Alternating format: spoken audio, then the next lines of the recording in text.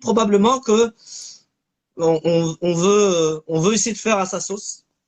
C'est-à-dire que le développement personnel, effectivement, tout à l'heure, je voyais dans les commentaires, il a développé effectivement ce sentiment de superpuissance chez l'être humain qui, moi, me paraît un peu contre-productif dans cette démarche-là.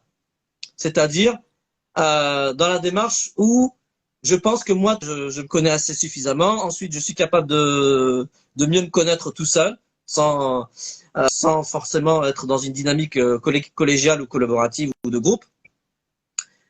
Puis, comment je pourrais dire ça ouais, la prétention à pouvoir tout faire. Non, nous ne sommes pas taillés pour tout faire.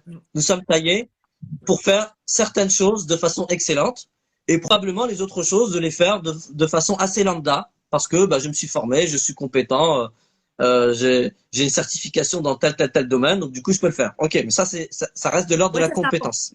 Par contre, là, il s'agit en réalité d'être à 80% de sa vie en mode excellence. Ouais. Et l'excellence, c'est justement l'endroit ou la zone dans laquelle effectivement on devient unique. On a une espèce de pic de puissance, d'efficience, et l'enjeu en réalité, pour nous, il est là. C'est quand je reconnais pleinement mon excellence, je la déploie